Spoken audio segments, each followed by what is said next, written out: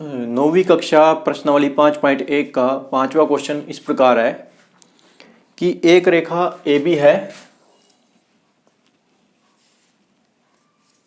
और इसका मध्य बिंदु है एक सी। तो आपने ये सिद्ध करना है कि एक रेखा का एक ही मध्य बिंदु होता है। ठीक है, तो ये सिद्ध करने के लिए हम पहले ये मान लेंगे कि एक रेखा का एक मध्य बिंदु नहीं होता, दो होते हैं। तो मैं इसका दूसरा मध्य बिंदु ले लेता हूँ, एक यहीं पे डी। ठीक है, मैंने इसके दो मध्य बिंदु मान लिए, चाहे इसको अलग बना के लिख दो कि ए बी रेखा है और डी इसका मध्य बिंदु है सी के अलावा। तो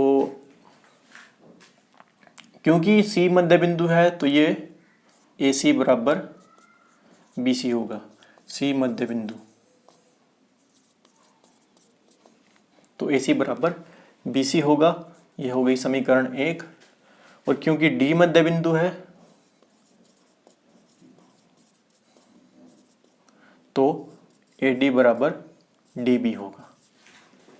ठीक है, और क्योंकि दोनों रेखाएं इसको क्योंकि दोनों रेखाएं ए बी है तो और दोनों क्या आपस में बराबर है। क्योंकि दोनों आपस में बराबर है, दोनों का मध्य बिंदु इसका सी है उसका डी है।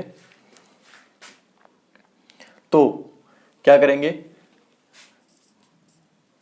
इसको मैं तोड़ के लिख रहा ए बी को, क्या लिखूंगा A C plus B C.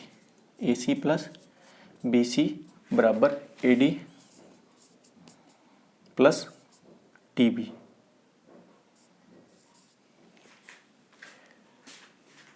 A C plus B C बराबर A D plus D B. अब यहाँ से ये आपस में बराबर, ये भाग इसके बराबर, ये भाग इसके बराबर है, तो ये कुछ इस तरह हो जाएगा ए सी प्लस ए सी बराबर A D plus A D और 2AC बराबर 2AD और 2 से 2 खत्म, यहाँ पर AC बराबर AD हो जाएगा। मतलब कि इसका ये भाग इसके बराबर है तो निश्चित ही दूसरा भाग दूसरे भाग के बराबर होगा। मतलब कि BC बराबर DB होगा। अतः जब हम इस रेखा को इसके पास लाएंगे, इसके ऊपर रखेंगे, तो ये C बिंदु बिल्कुल D बिंदु को ढक लेगा।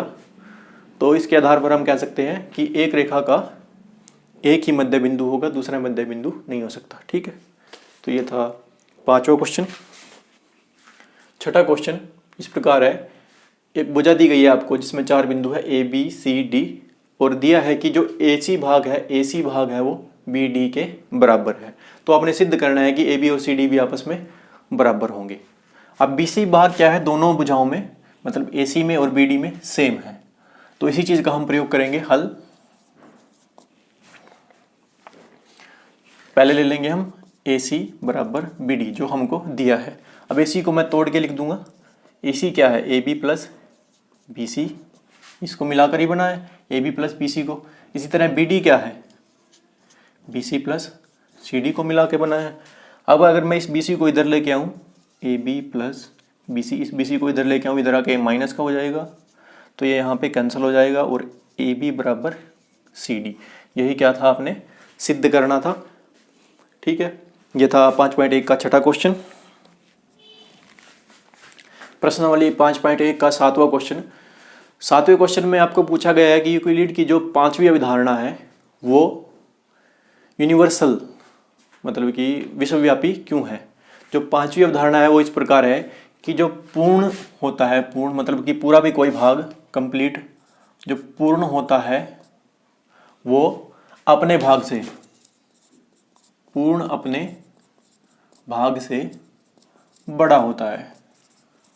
तो ये तो एक कॉमन सी बात है कि जो पूर्ण है मतलब कि ये संख्या, ये एक रेखा है पूरी AB और मैंने इसका टुकड़ा बना दिया एक CB, तो AB जो है वो CB से बड़ा होता है। तो ये इतनी सिंपल सी बात है कि पूर्ण जो होता है वो अपने भाग से बड़ा होता है। तो ये कहीं पे भी ये बात सत्य होगी। ठीक है, ये विश्वव्यापी अवधारणा है, 5वीं अवधारणा है इसकी यूक्लिड की। ठीक है, तो ये सिंपल सी बात थी। 7वां क्वेश्चन, पूर्ण जो होता है अपने भाग से बड़ा होता है।